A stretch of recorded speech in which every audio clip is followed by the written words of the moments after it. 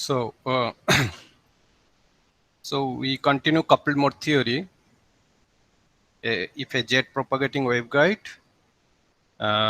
if you have a number of modes, and if you have some kind of perturbation like this, waveguide is perturbed by a delta epsilon, and that delta epsilon in spatial case has some kind of XY modulation, but periodic in longitudinal direction, z direction, with a period lambda. And this lambda, you can, in general, if you put lambda is tends to infinity, that means no longitudinal perturbation, then obviously this factor, this Fourier expansion, that can be reduced to 1. Only delta epsilon xy perturbation we can consider. But both the cases, whatever perturbation, that is longitudinal periodicity is there or not, the dominant electric field of a guided mode, kth mode, can be defined as some kind of variation along z direction. So amplitude will be somewhat z dependent, and we assume that the perturbation is so small that this field distribution profile is not changed much, and also the propagation constant we kept as it is beta k. Only longitudinal direction, whatever changes is there, we can include that, right? And the governing equation, whatever coupled equation, considering these two, we came to this equation. That means evolution of the kth mode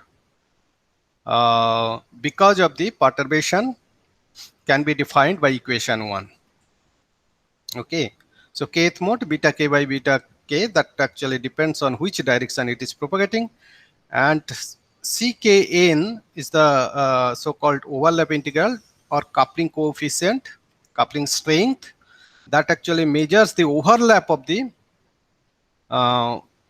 kth mode with nth mode along with wherever the perturbation is there, delta epsilon. So you are taking integral. In this particular case, when longitudinal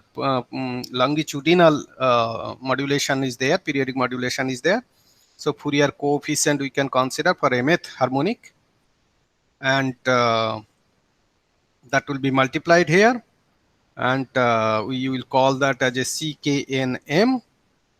Okay, and so on. Yeah. So, and also another thing I just mentioned, that if there is no longitudinal modulation, only longitudinal periodic modulation, only some kind of continuous or jet independent perturbation, if it is there, only delta epsilon xy, then your delta beta, that is the longitudinal phase factor, I have told that this delta beta should be 0, tends to 0, such that you can get effective evolution of the kth mode. Otherwise, that will be average to 0 because it is sinusoidal. So this delta beta should be tends to 0, and then delta beta for periodic perturbation longitudinal direction is called beta k minus beta n minus m2 pi by lambda. This is just kind of definition. But if there is no longitudinal perturbations, still you have the delta epsilon xy, then also you can say you can get some coupling, but in that case delta beta will be reduced to beta k minus beta n. Okay, only beta k equal to beta n in that case will become 0. Otherwise, you have to check how far it is deviated from 0. Depending on that, the strength of the equation 1 can be considered. Okay, so till this point, we consider that is the basic thing for the coupled mode theory.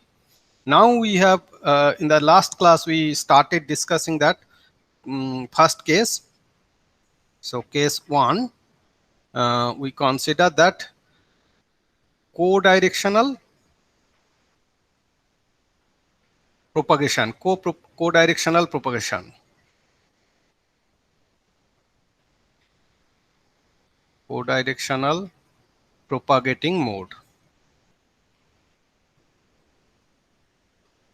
So one way of representing co-directional propagating modes, meaning you can consider that two modes, say kth mode and nth mode, kth and nth mode, coupling between them you are considering. Coupling, you are considering coupling between kth and nth mode, and you are considering co-directional propagating modes.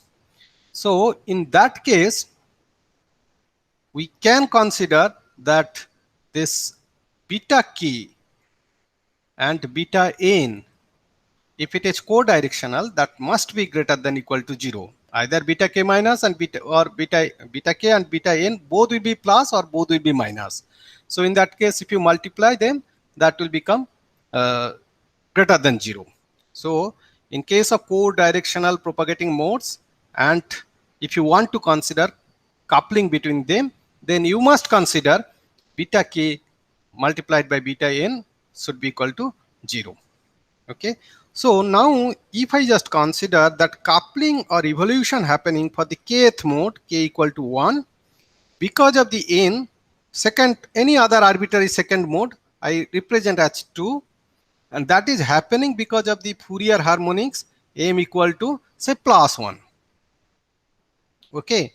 So then the previous equation, whatever I have represented here, sorry, yeah, here, this equation 1 can be represented as, so equation 1 can be written as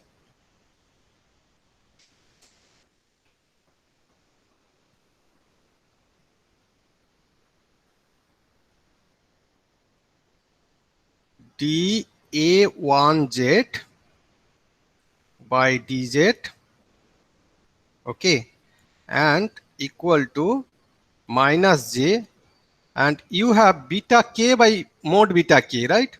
So I can write beta k equal to, say, positive or negative, whatever I can write. If I consider positive, then it will be 1 just.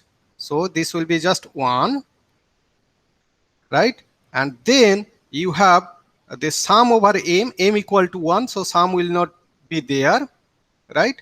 So in that case, we can write our C1 to m equal to 1, right? C, if I just see the definition of C1 to CKN m, right? So m equal to 1, k equal to 1, n equal to 2. So that can be written, and then we have n equal to 2. ANZ means A to Z, right?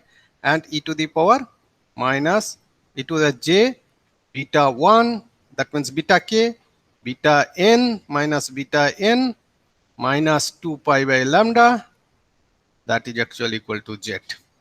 So we represent this one as, so this case I have just considered C1 to 1, that means omega by 4. I can write just B1 in this case, that's first Fourier coefficient, and then you have your E1 star delta epsilon E2 dx dy. So that is actually C12, and that if I just write as a just simply kappa. Okay, so this equation will be reduced to dA1 z by dz equal to minus j kappa, so kappa A2z, and we will be considering delta beta equal to beta 1, that if not 0, we can write something simply like that, right?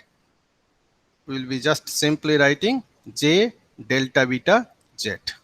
So this is the equation, one equation I consider, and we can interpret this equation as that evolution of mode 1, okay, or differential change of mode 1 dA1 by dz because of the coupling from mode number 2, and coupling from mode number 2 will happen, it will be stronger. We'll see that when delta beta tends to 0, that means this tends to 0, that equals to 0, that gives you maximum coupling. If it is just slightly deviated from 0, it will be still coupling, and if it is far away from 0, then we'll see that coupling will be very poor. So for coupling to happen, you need two conditions. One is this k should be significant value, not equal to 0, but delta beta should be tends to 0 or 0. So this is the condition. Now this particular situation we have considered here, right? So if I just consider other way, like this thing, if in case of k equal to 2, suppose I am just considering evolution of the second mode because of the first mode, and that will happen. Earlier k equal to 1, n equal to 2, that type of evolution was possible because of m equal to 1, but reverse case, normally the Fourier coefficient we have to consider that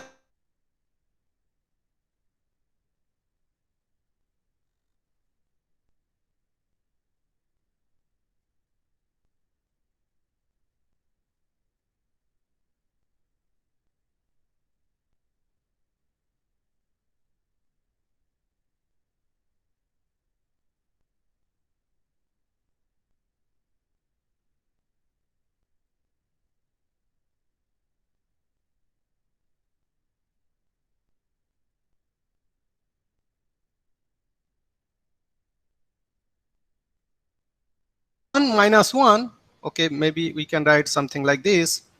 I will modify later. I'll be writing say C21 minus 1 A1z and e to the power j, it will be beta 2 minus beta 1 plus 2 pi by lambda times z. So this is the case, second equation we are trying to get. So in this case, we'll be writing that C21 minus 1 should be equal to omega by 4 b minus 1 double integration E2 star delta epsilon E1 dx dy. So that is actually C21, and in principle it is nothing but k star, kappa star. Earlier whatever I have written, that is actually, we can prove that that is actually kappa star. So in that case, the second equation we are writing dA2 by dz equal to minus j kappa star A1z e to the power minus j delta beta z. So it will be minus j. So it is actually the second equation.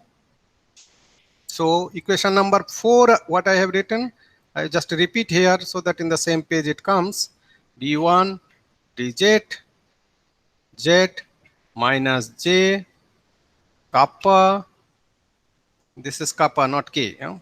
So A1 A2z and then e to the power plus j delta beta z. So this is your equation 4 and this is your equation 5. Okay, now you see, I just simply consider that co-propagation case beta 1, beta 2 or beta k beta n must be greater than equal to 0. And both the equation I have considered that in this case it should be beta 2 by beta 2 mode, right? So both beta 1 and beta 2 I have considered positive, but beta 1 and beta 2 can be considered, both can be considered negative. In that case, the equation 4 also will become positive and equation 5 also will become positive. So equation 4 and 5 is basically meaning same, because both equation, the derivative either minus or plus, both are correct. You can write plus or minus. Only whenever you are writing plus, you are just considering that both the modes are propagating in the negative direction, and minus will be considering both the modes are propagating in the positive z direction. Otherwise there is no difference. Okay, you are just looking into what is the evolution. Okay, so these two equation 4 and 5 are representing two coupling between two modes and how they evolve, how they are related. These are the two equations, right?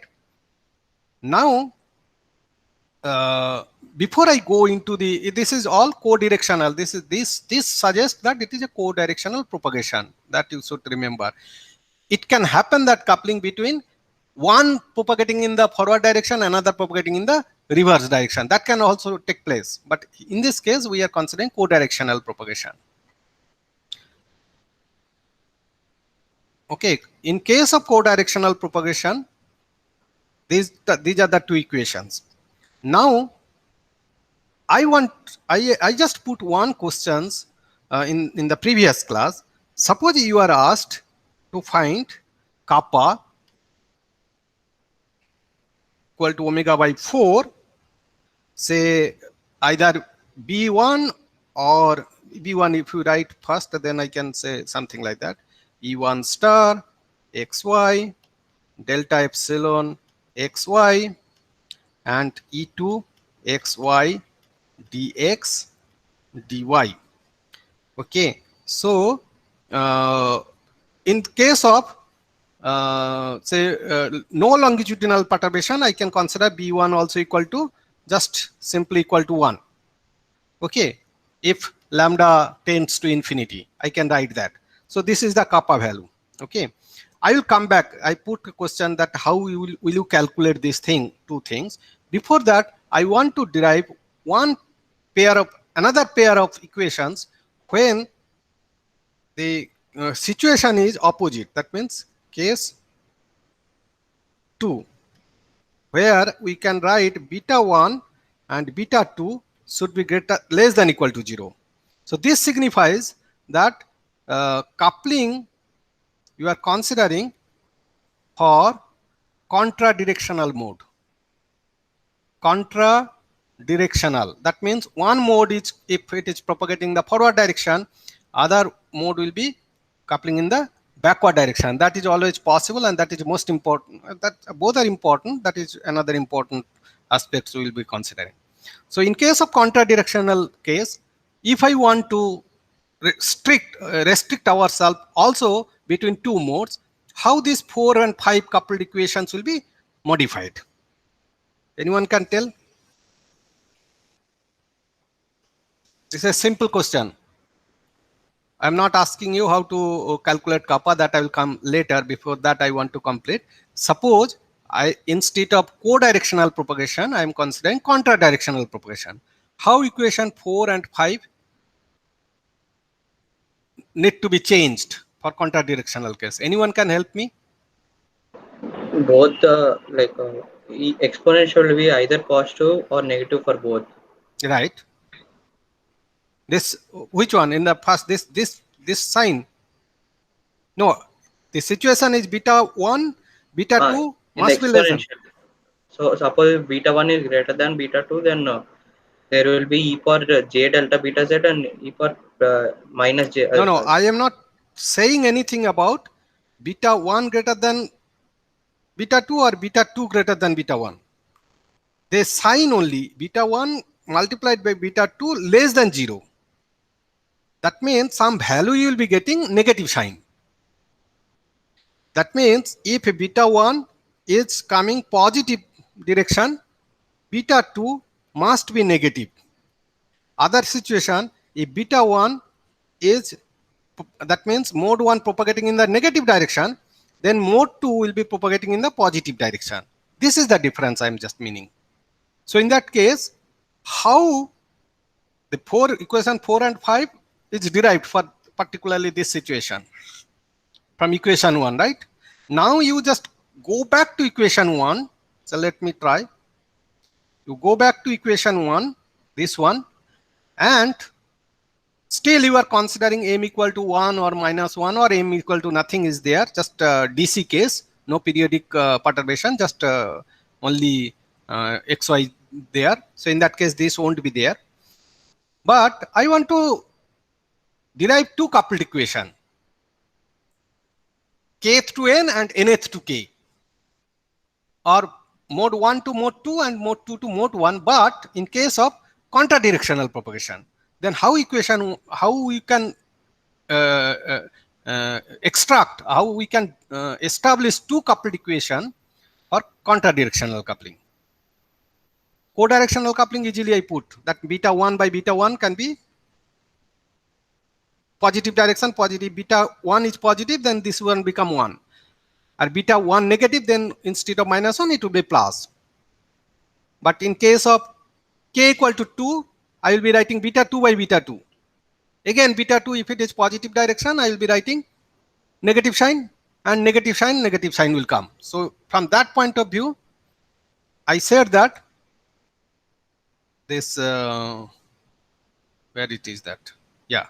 I said that the equation 4 and 5 can be either positive sign both or negative sign for both. But when I am considering contradirectional case, how these two equations should be written? One plus and the other minus. Yes. So because if I consider beta 1 positive, beta 2 negative, first equation comes because of the beta 1 and second equation comes because of the beta 2. This here actually we should have one, that beta k by beta k mode, right? And beta. So if you see one you are considering positive, another will be negative. So obviously you have to write two equations with opposite sign. Then that signifies that contradirectional coupling, nothing else. So you need change only in those two cases. So for contradirectional case, I'll be writing something like this, right?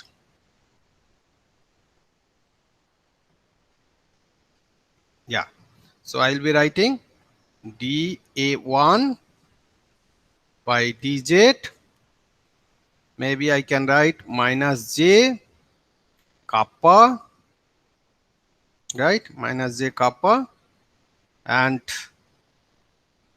e2z times e to the power j delta beta z, and then dA2z by dz.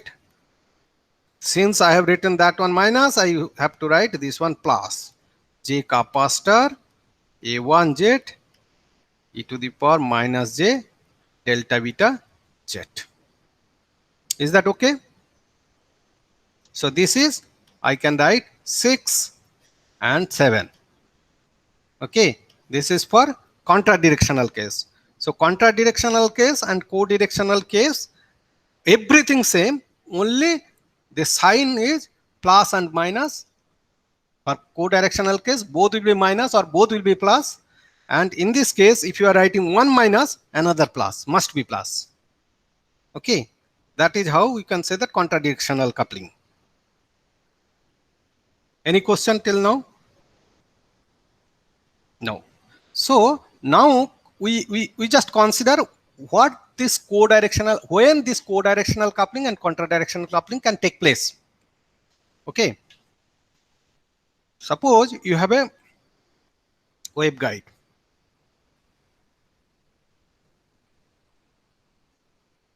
This waveguide, suppose, can support two modes.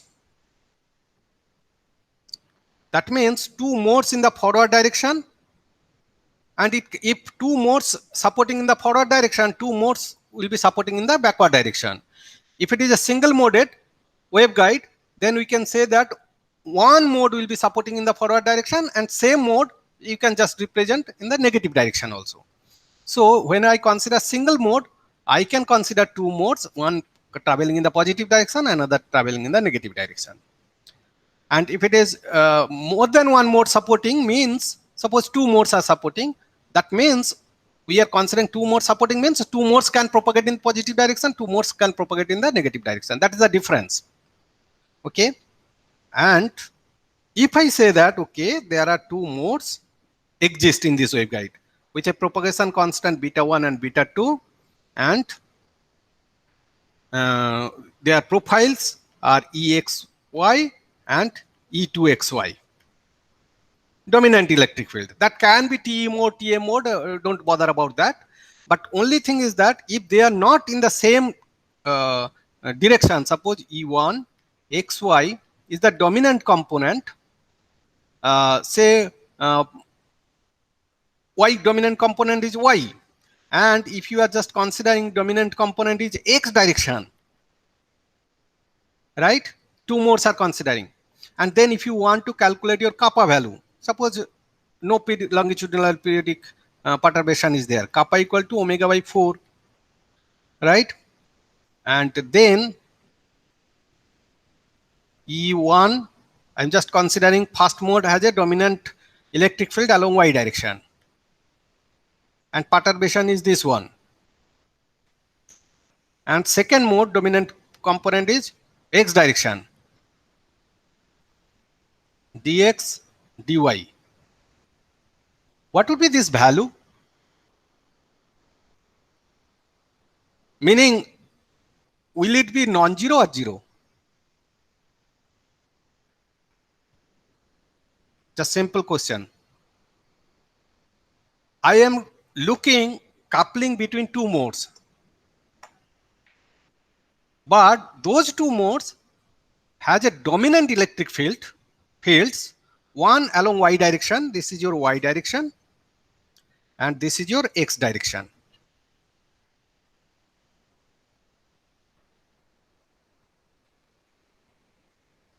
And if suppose both I am considering, they are dominated only along Y direction. Two cases. I have waveguide. When I am solving, I can have all this type of situation. Sorry.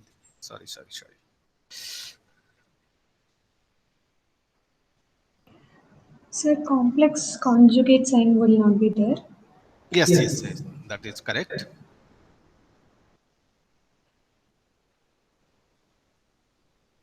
If they are complex conjugate must be there, sure. So now my question is, I am just considering two modes.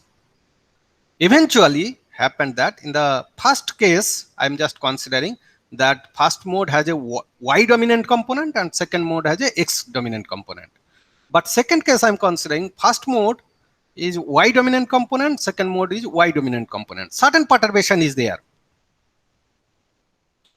So can you quickly tell me that can you conclude that both can be non-zero, or you can just simply say that in one particular case it will be simply zero? If it is zero, then you have to explain why that should be zero.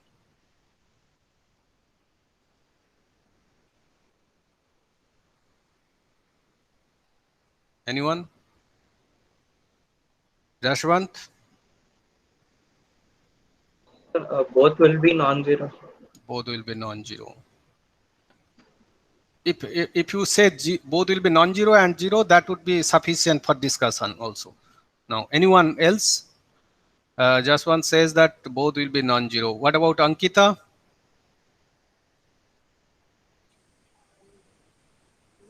Like having, if they have the dominant component in the same direction, it will be non-zero. But Okay. I'm not sure about, like, if one has dominant in X and other has Y, then Yeah. So little bit apply your mind. Okay. suppose I am just considering two modes. One has an electric field oscillating in this direction, and it will supply energy to other mode where electric field oscillating in this direction. Can it transfer energy?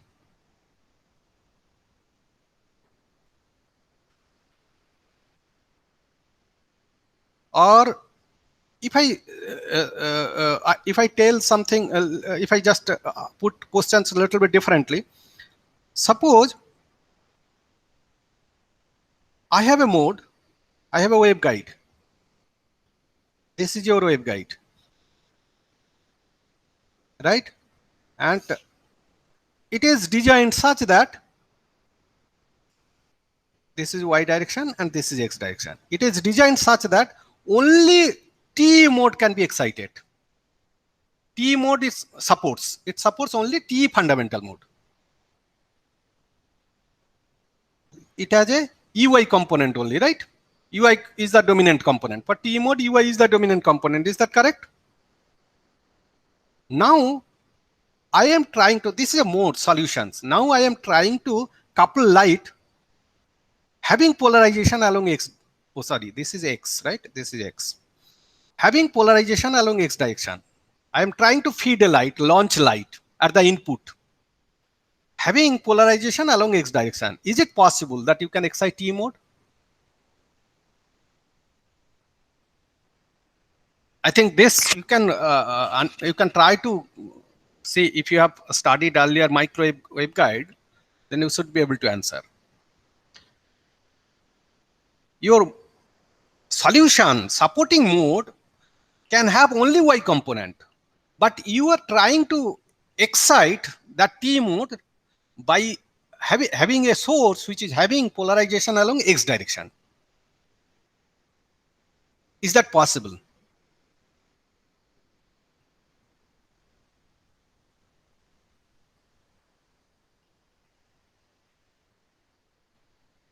You see how this happen normally. Suppose I have a x direction. What happens? Here some atom is there in the waveguide region. This atom will start like a dipole oscillation. That dipole oscillation also will be in this direction, right? And that dipole oscillation happens because of the electric field imparts some force on electron. So that's why electrons start oscillating, right? Electrons surrounding the atom, it start oscillating, centering the nucleus, right? And that acts like an antenna. And that antenna, you know, antenna, if it oscillates, charge, current oscillates, then it radiates electromagnetic wave. And that radiation also will impart some force to the neighboring atom. Because the polarization also will be almost same as electric field of your input. So it will only impart force to the electron in that direction. So it can, if you are launching X polarized light, it is highly possible that will be coupling light, that will couple light to the TM mode only. But if you have a mode solution which has only, it can support mode electric field oscillates along y direction, their energy cannot be supplied. That type of electric field or dipole dipole cannot be excited. So it is not possible at all. So if it is y direction, one mode is in y direction, another mode is in x direction, you cannot, because this delta epsilon, this is a scattering point, it is considered. It scatters. So when it scatters, you can imagine that E2 will be scattered along x direction, will be dominant polarization mostly. Then the x directed dominant position cannot actually have some kind of good overlap to transfer energy. So K in that case must be equal to 0.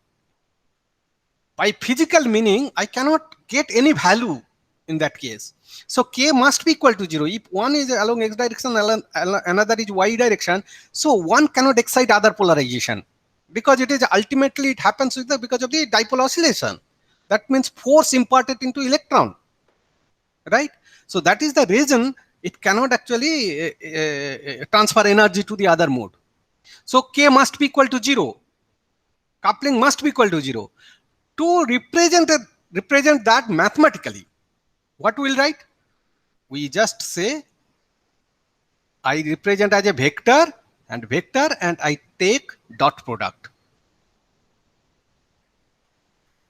Because they are different direction, you cannot just simply use them as a scalar. So you have to impose the vector, that direction, treat them as a vector. So you take a dot product. If it is in x direction, another is y direction, dot product is 0. Right? So in that case, K equal to 0. But certain situation, it can couple, still it can couple. How you know? If this delta epsilon is not a scalar. If this delta epsilon, if delta epsilon is not a scalar, what it can be?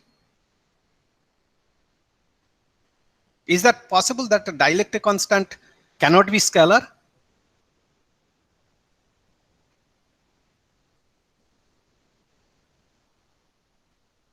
Anyone? Yes, sir, it can be complex. It can be complex, but complex does not mean that it is not scalar.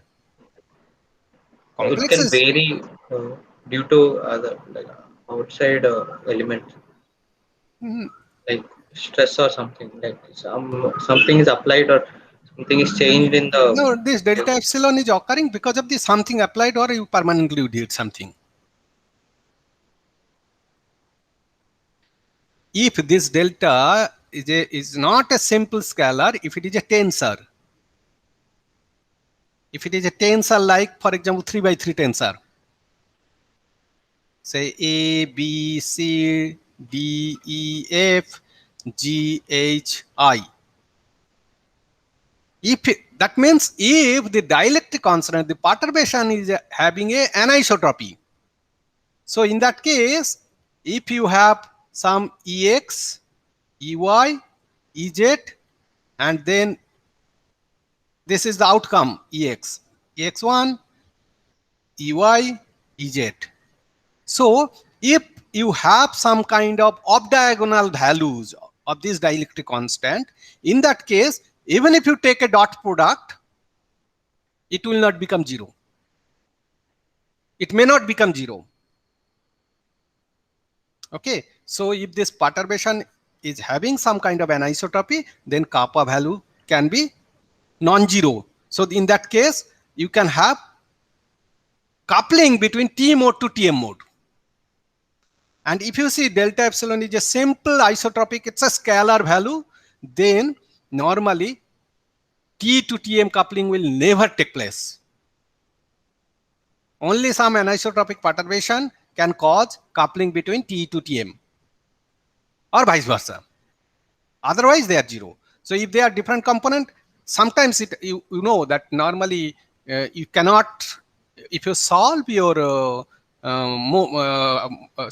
mode fields, full vectorial method using say numerical technique like numerical, then I always mention that it's very hard to get, okay, perfectly T mode or perfectly TM mode. It can have some kind of other components also. So it is like it is called like a T-like mode and TM-like mode. We only concentrate mostly on the dominant electric field direction. But if there is some other component is also there which is significant, then in that case you cannot really consider only one component. You have to consider their direction also. So always it is better to have coupling strength definition. There should be some dot product. You know, dot product always, you know, normally if you are applying a force and your displacement is happening in the perpendicular direction, work done is 0. It is same thing here. So you have to see how much component is there along the displacement direction. That force is working. To calculate the energy stored, you have to use that force component of the force. So here also similarly, you have to take a dot product between these two.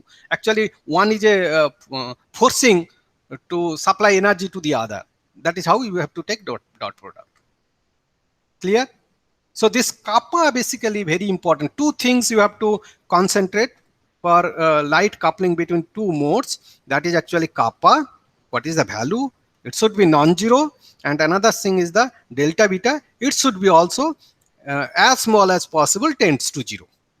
These two conditions, it is something like that. Whenever light is propagating in a waveguide, you need to fulfill, as a mode, you need to fulfill two conditions. One is total internal reflection to happen in all around, all direction, all interfaces, both the interfaces. And second thing is that your you should have some kind of standing mode, standing wave pattern along horizontal cross-sectional direction. That means phase conditions should be matched. So here also coupling can take place because of two different situations to be fulfilled. One is kappa should be non-zero, and delta beta should be tends to 0, then only possible. So when two modes are propagating in the same direction and they are eigenmodes, if you don't have any perturbation, they won't couple at all. Okay, because they are eigenmodes. If you perturb in a certain way, then only they can couple. Okay, and if you are considering, okay, it is a single mode waveguide, then also if you have some kind of perturbation, then it is possible that forward propagating wave, it will not be, a fraction of the forward propagating wave will be reflected back to the backward direction, even though it is a single mode condition. So both cases, so when both the modes are propagating in the, if it is the same waveguide, right? If it is the same waveguide, having different type of modes, it can excite. Okay, multi-mode waveguide. So they won't couple each other unless and until you are really changing some kind of perturbation, or you are say, not considering any perturbation, then only they will be like a eigenmode. For example, you have a mode, top view I am just showing. It is a multi-mode waveguide. Suppose it can couple, it can support fundamental mode and first order mode. Two modes can support. And I just considering that it has a profile xy direction E1 xy, and this is a profile E2 xy. I'm just showing top view. This is the Z, and this is a y axis, for example. I'm just showing xy. And this has a propagation constant beta 1, and this has a propagation constant beta 2. Okay. And if you can consider higher order modes also, both the modes are there. Both are propagating in the same this direction, right? And also we can say that since both support it and both consider forward direction, both can be also propagated in the back reverse direction. Okay. So, and if it is a single mode waveguide, just only one mode supported, then I have only E1 xy, and it has a beta 1. So if I say that it is propagating in this direction, it can also propagate in this direction. Just beta 1 minus sign and plus sign I have to consider. Okay. Now the situation is that is it possible that even though it is a multi-mode waveguide, it supports two modes, but at the beginning, this is Z direction, this is a Y direction, for example. In the beginning, I have only excited, this is a multi-mode waveguide, but I have excited only this one. Some tactfully I did something at the input, so it only excites the fundamental mode. First order mode, though it can support, but it is not excited. It is not energized. Then what you can say that even though it is a multi-mode waveguide, it will be actually propagating like a single mode, only because this has only energy. It will be propagating with a profile E1 xy, e to the power j omega t minus beta 1 z, and a constant amplitude. If there is no loss, it will be propagating with a constant. This would happen. If there is some kind of waveguide loss, you can just add one something alpha z. That is the mode you can express.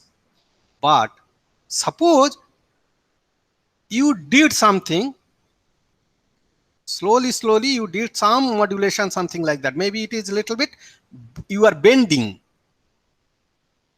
waveguide is simply a little bit bending. It's a bending actually. What you are trying to do, your mode is you are trying to show that this profile is slowly trying to change. Why that will change?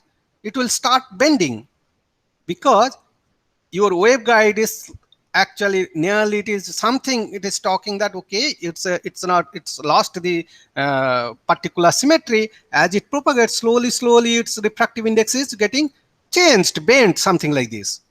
So that will cause some kind of perturbation. So in this perturbation, the bending also can cause a perturbation to a fundamental mode, guided fundamental mode, and that perturbation, it's like it's a scattering point. So that actually can couple light to the higher order mode, because that also it can support. So this type of perturbation can couple light. So my conclusion is that you can have a multi-mode waveguide, but if you can excite one of the modes, it need not be fundamental mode, any mode you are exciting, and your waveguide cross section, as long as it is not changing its direction or any other perturbation, that means it will be guiding, carrying energy only in that fundamental mode because of the orthogonality condition. But somewhere you make a bend, or some defects you create somewhere, or maybe something little bit you change your width. Okay, that changed width, and that width may not be varying as a function of z. It is a constant. Suddenly it changes and it is constant. But that particular point, it is actually giving you like a perturbation. That perturbation can cause some kind of power exchange from first mode to second mode. So there itself, there is a chance that some fraction of power will be coupled to the higher order mode, which can also be supported, and that will be propagating also. Otherwise they won't. Now my point is, this little bit change in perturbation, width variation, or some in the cladding region also you have some scattering point, for example, because you know this evanescent tail is there. This evanescent tail also, if hits some additional island in the cladding region, then it can be considered as a perturbation. That perturbation can cause also some kind of coupling.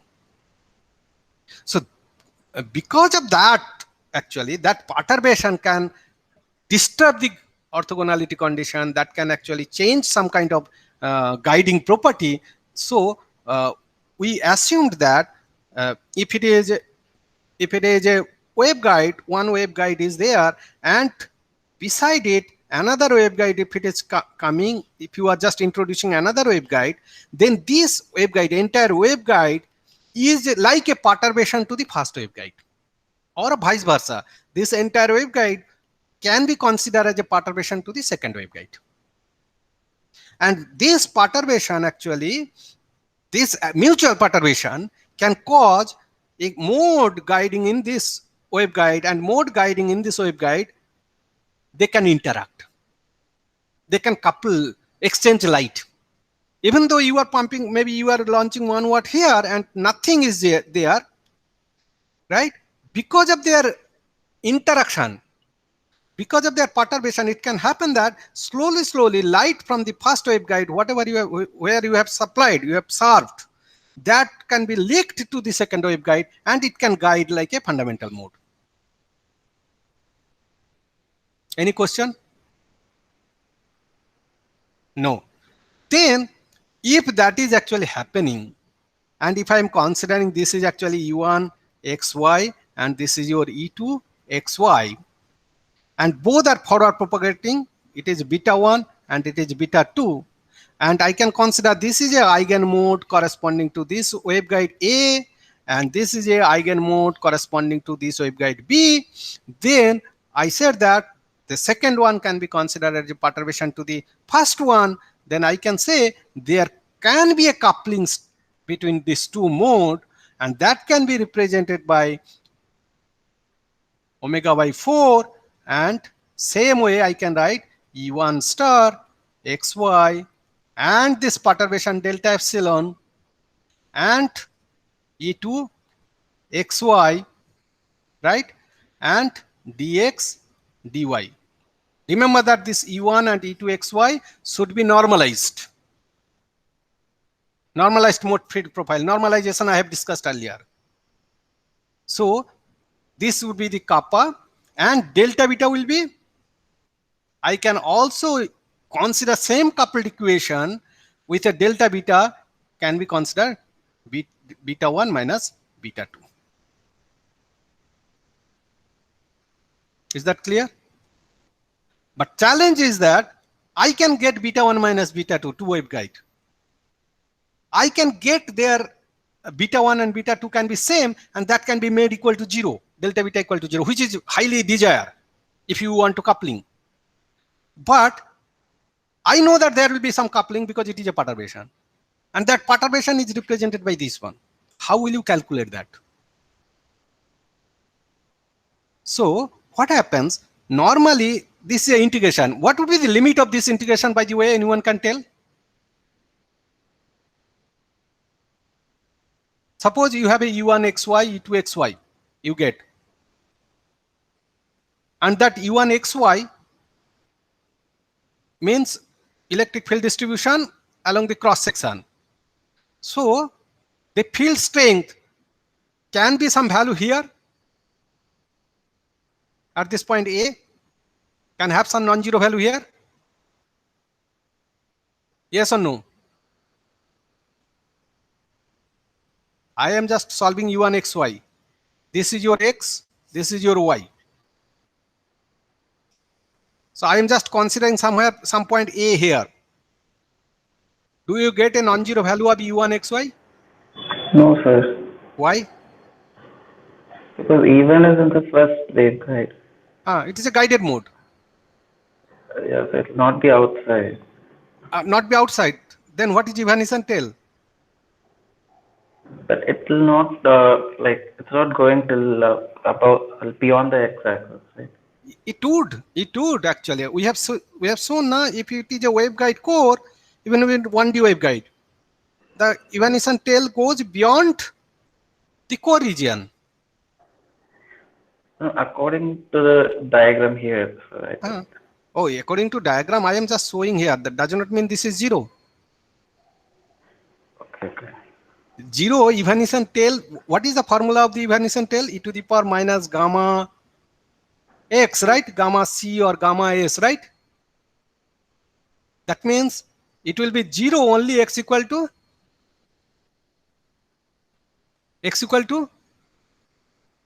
this is a ES, na? The EC gamma, that is the evanescent tail we represented like this in 1D waveguide. You remember that? So this value will be 0 when x equal to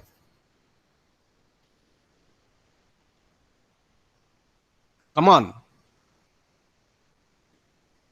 The evanescent tail field strength of the evanescent field will be 0 where x equal to Penetration depth. It will be negligible after penetration depth. It will be negligible, but mathematically it will be 0 only at x equal to infinity. Is not it?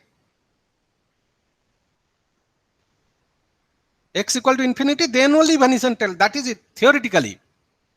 It may not be significant, but there will be some non-zero value will be there everywhere in principle.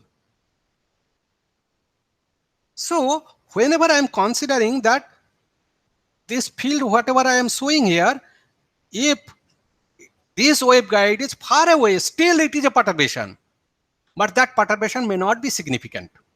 But when this waveguide, I just somewhere here, I am slowly bringing this waveguide closer to this waveguide. So when I am placing here, perturbation is almost negligibly small. But when I am bringing, I can assure you that the perturbation is going to increase, right? As it is coming closer and closer, perturbation going to increase. So that means I will be able to define this delta epsilon xy depending on the position of the second waveguide.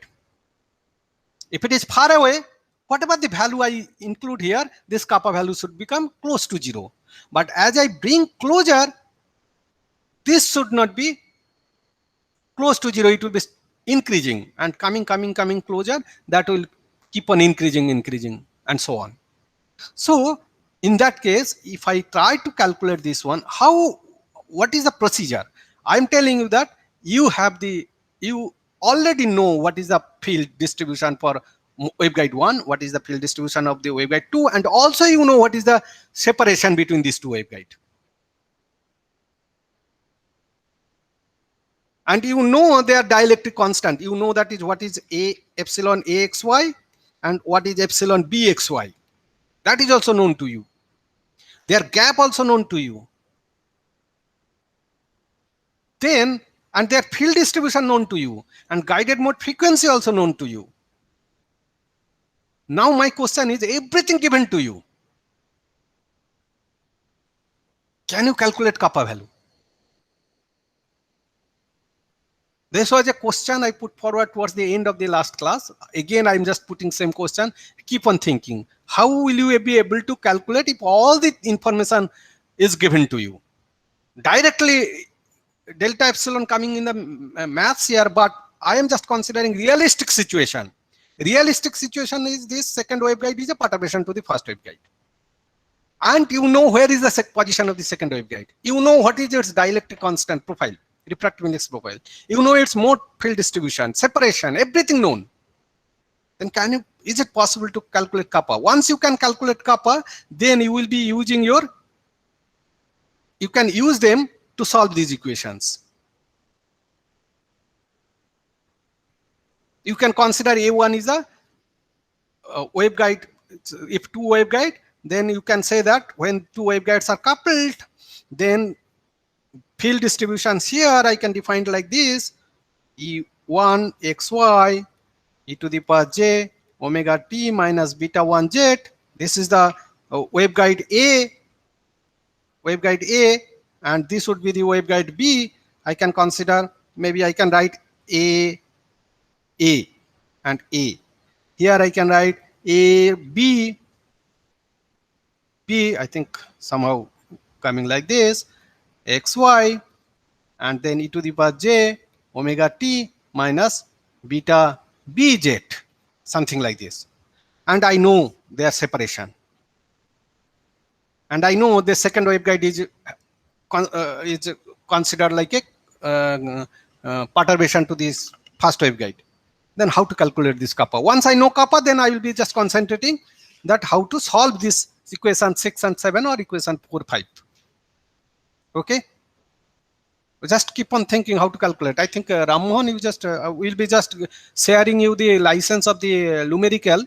I think next maybe tomorrow or day after tomorrow, once the VPN, how you can remotely access, that will be solved today. I hope it will be done, and then you will be given to access remotely the license. And each of you, I think, try to you have to use Lumerical. You have to just install that software. The license can be accessed remotely using VPN.